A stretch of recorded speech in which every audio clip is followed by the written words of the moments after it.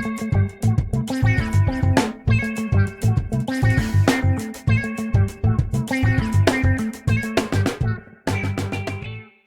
what's up everybody? Welcome back to Craig's Corner. Today we're going to talk about the HOP principle, context drives behavior. So I'll use a story from home to kind of illustrate what we mean when we say that. The other day my oldest came home from school and she had colored her fingernails blue. You could see that she'd used a marker and then tried to wash them off, but the blue ink had stained on her cuticles, and it was pretty clear that's what had happened. And innocently I asked, "Hey, did you color your fingernails today?" And her answer was no.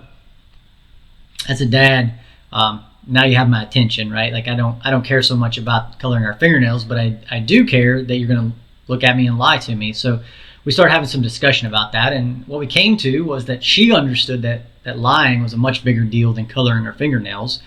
But in that moment, when I asked her the question, she felt like it was in her best interest not to admit to drawing on herself.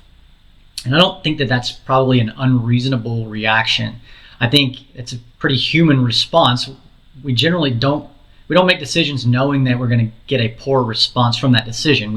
We choose what we think is going to have the best outcome for us, based on the context of what's going on. So if we think about that from a work perspective, let's take the example of we got a piece of critical equipment, it's down, and we're not making money when that piece of equipment is not operational. So we're tasked with getting it back up and running. We don't really need our boss standing over our shoulder saying, "Hey, we're losing money. Every minute that machine's not running, it's costing us dollars." We don't need that. We already know, but we feel that pressure, right?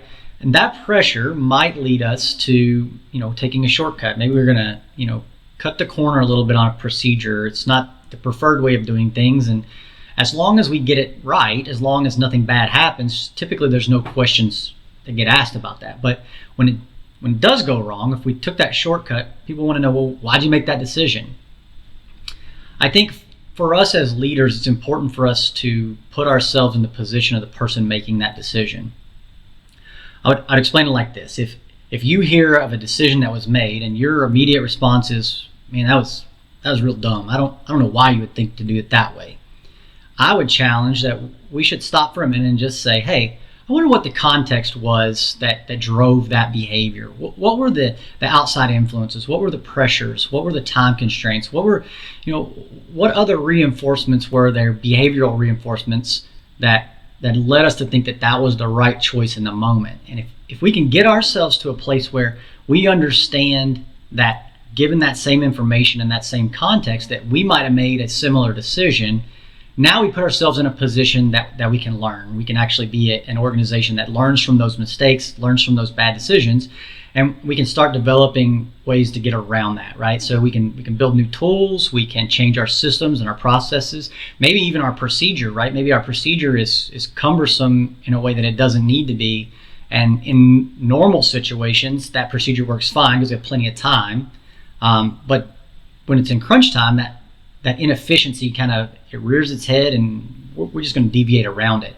And maybe that's okay, but we need to be talking about it.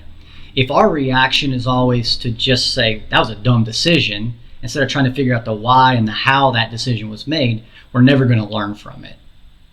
So I'm glad you were here. I'll see you next time on Craig's Corner.